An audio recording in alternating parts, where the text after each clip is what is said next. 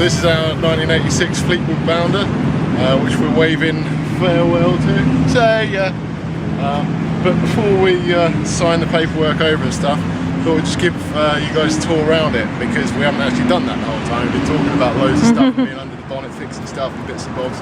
You've never seen how it all works and where everything goes and whatnot. So we'll just do a tour around the outside of the vehicle first, starting with the engine bay.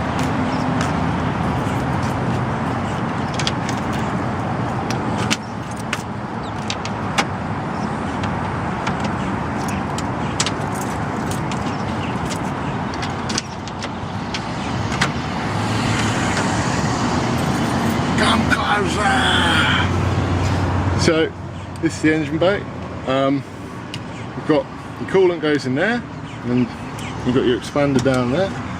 Oil goes in there. You've got your dipstick in there, and then over the other side here, you've got your power steering fluid reservoir.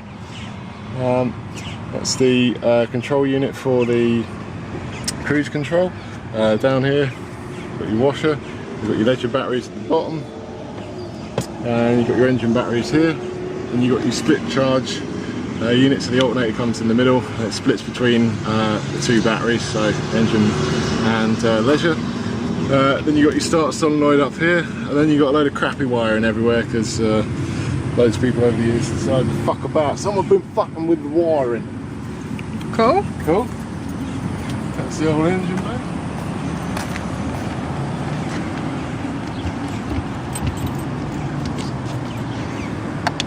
Down here's the generator. You can start it up down here, or there's a remote control start panel in the cab, so you can start it when you're on the road. It's pretty cool. She lives in there. Obviously plenty of ventilation for it. It seems to do alright living in there, to be honest. Next panel along, this is the fresh water tank. Got your sensors on it to tell you the level of the water in there. You've got like a drain on here, and it fills from here at the side.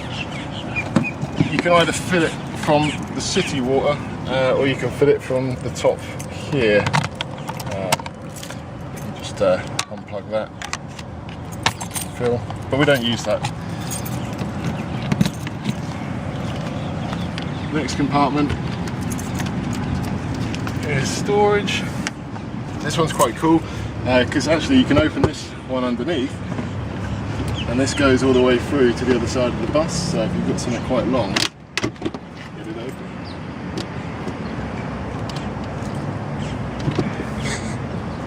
Never mind. Never mind, we're selling it anyway. But that goes all the way through, so if you had something like some long ladders or some mattresses, they'll fit in there quite nicely. Fit 2 mattresses in there. Yeah. It's got a little light. Most of the compartments have got a light. We, on the advice of the last owners, haven't bothered putting any bulbs in or anything, because they tend to turn on while you're driving, which means that you run your battery flat.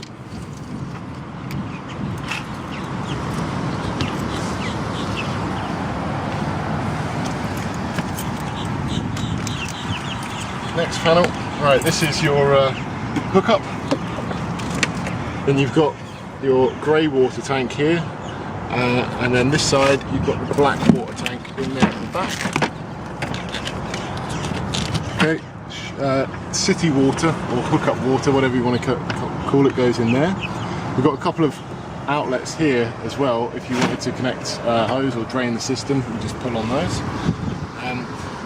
This is the drainage system. The rear plunger does the black waste water, and the front one does the grey. Now you always want to dump the black first, which is all your poop and horrible stuff, and then flush it out with the grey next, so you clean all the crap out of the lines. You can also, we leave this connected because it's just easier, but you can disconnect that and you can actually have it drain down and out through here if you wanted to. I'm not sure why you would.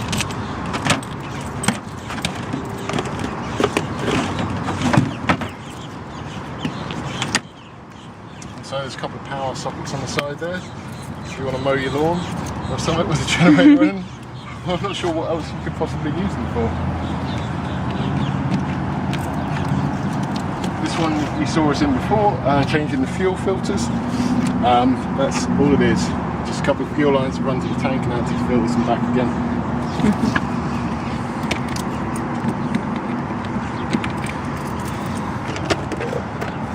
fuel. Very dirty in there. This one's my favourite one. Danny likes this one because it goes into the bedroom, and this actually goes underneath the bed, so you can actually put stuff underneath the bed through here if you wanted to. I suggested to Danny, and we didn't do it, that we should keep our shoes under the bed because then we could change our shoes on the outside of the vehicle, which I thought was a grand idea. And the last one down here is storage. So we've got our fresh water hose there, some extensions for the power and waste, and that goes all the way through. So again, if you've got anything long like a ladder or whatever, stick it in there. Now this is ingenious. This lifts up and you pop your waste pipe down there, so it lives in the whole back of the bumper, so it's completely out of the way and it doesn't smell up the van. But we leave ours connected. It's worth pointing out we've got a hitch down here if you want to tow a car or whatnot, and a socket to go with it. Connected. This is the other side of that big long storage. See, it goes all the way through. We've got some carpet and bits and bobs in there when we change the carpet. A few planks in case we get stuck.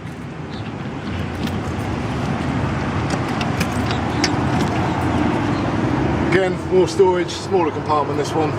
This is where we keep all the chains for the wheels for the snow and the bottle jack and everything like that.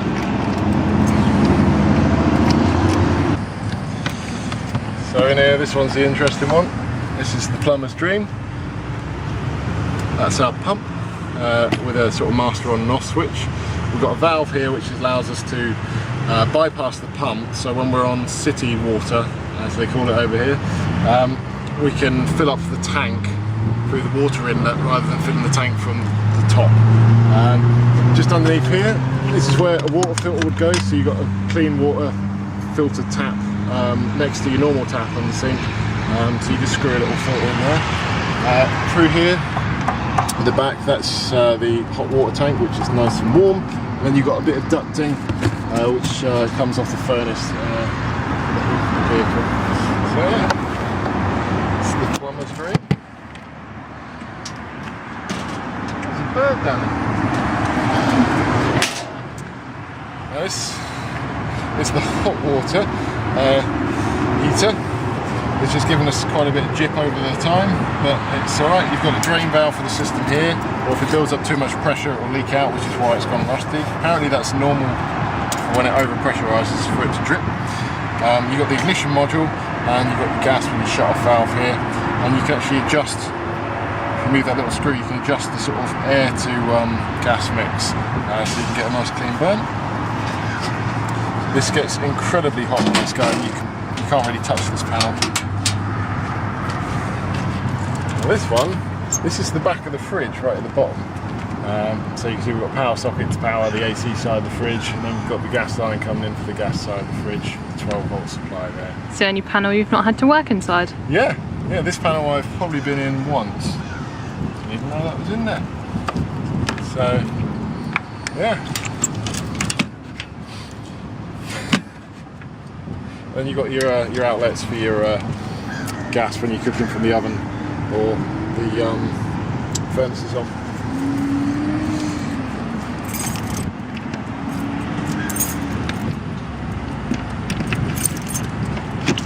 This one down here is storage.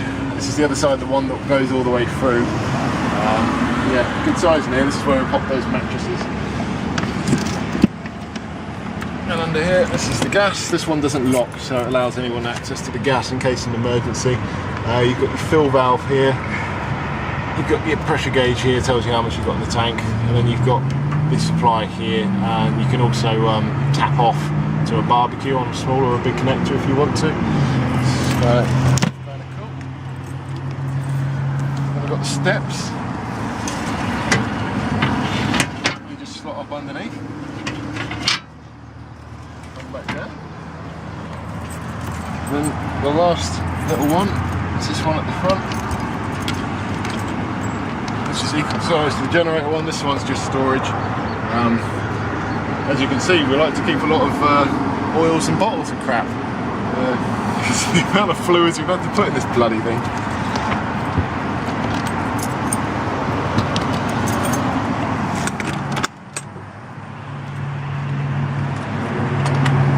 There's a little hook there so you can hold the door open, which is handy.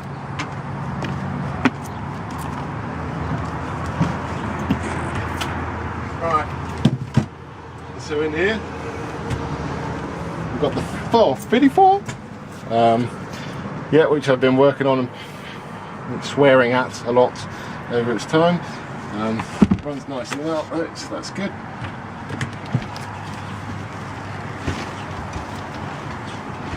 And then in the controls, we've got the remote start for the generator. It's got a start and stop button. It also clocks the hours you've got on it, which is really handy to keep up with oil changes, plug changes and stuff like that, because you've got to change the oil on it every 150 hours. I thought we were going to use loads, but this was on 289 when we got it. Like we've done 40 odd hours. Not too bad, is it, Danny? Then this little measuring system, which is kind of hard to see sometimes, but you can check your tanks how full they are. So it is hard to see. The first tank's your black water tank, that's on empty. The second one's your grey water tank, which is also on empty. The third one's your fresh water tank, which is on half. Then you've got your LPG gas, and we're on 3/4. 3/4 for that, which is cool.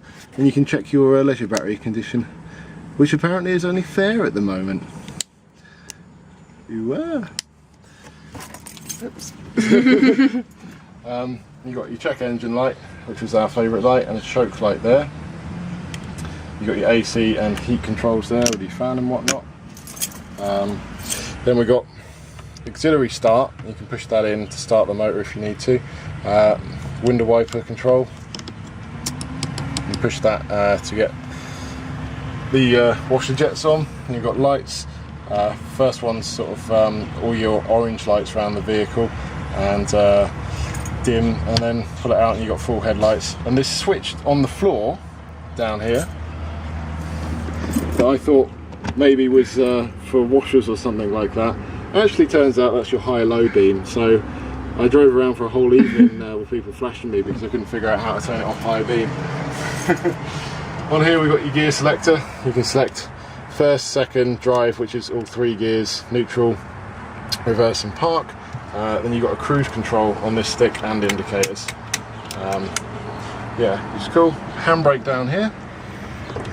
Comes off and on, and you just twist the end to tighten it up. How good is that? Makes it nice and easy to make any handbrake adjustments. So yeah, pretty good. Got your standard gauges. Our oil pressure doesn't work, so we fitted, or rather the last people fitted, a really crappy oil pressure gauge, which is good enough. And then we fit ourselves a nice new stereo, which has got aux in and Bluetooth and all that sort of jazz. It's pretty cool. And then we've got the luxurious fans, which I found out the other day did this. How good is that? We did like 6,000 miles before figuring that out.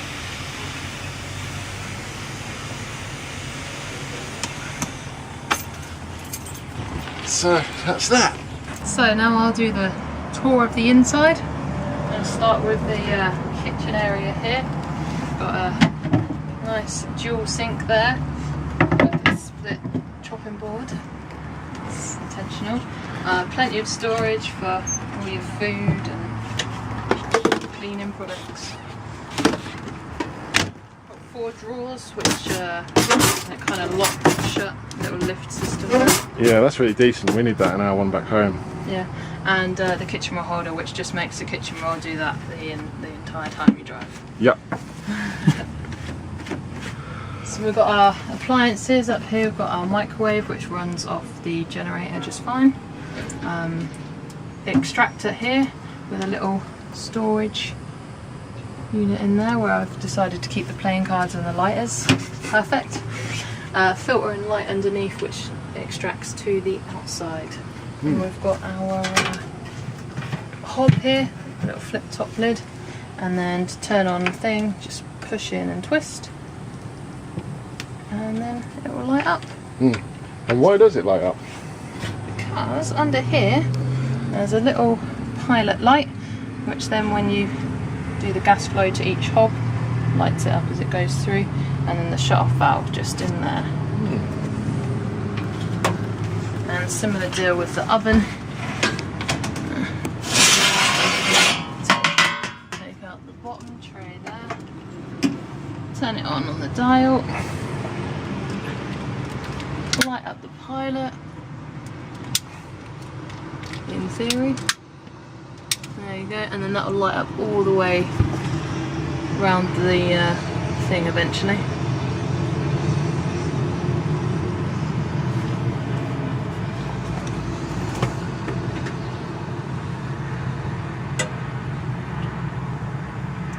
Doesn't want to do it, does it? It will.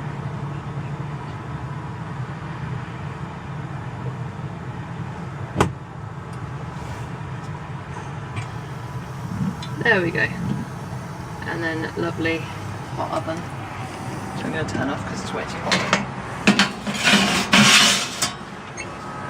And then another little hand storage area down there.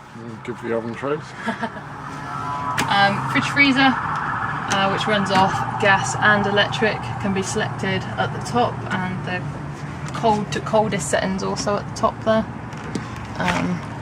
Lovely cold freezer. Fridge in there, plenty of space, and down the bottom there's just the vent for the furnace heater. So in the middle of the van we've got a little shutter which does magnetically clip to this wall, kind of allows you to separate off the rear of the van. And then moving on, we've got double wardrobe here with a hanging rail and plenty of storage in there. There's also a light in there, and then two further kind of doors at the top for a second shelf up there. We'll go into the bedroom. I've got a full queen size bed at the bottom, loads of storage at the top. Bed does lift up as well, and that's how you access that storage area which you can get to from the outside. Yeah, that's See, decent. there's loads of space in there. Yeah, 4 suitcases worth. And then finally in here we've got the rear AC unit, which will run off the generator. Yeah. And last little room is our little bathroom. Toilet, sink, tub and shower. Pretty standard. Yep. It works off the 12 volt, doesn't it? Yeah, all works off 12 volt fine. In 3 storage areas and a under sink area. You've got a fan up on the vent as well. And in the shower here, we've got a shower head with a on-off switch on thing, so you can keep your temperature but turn off the water, which is excellent. Yeah, it's really good.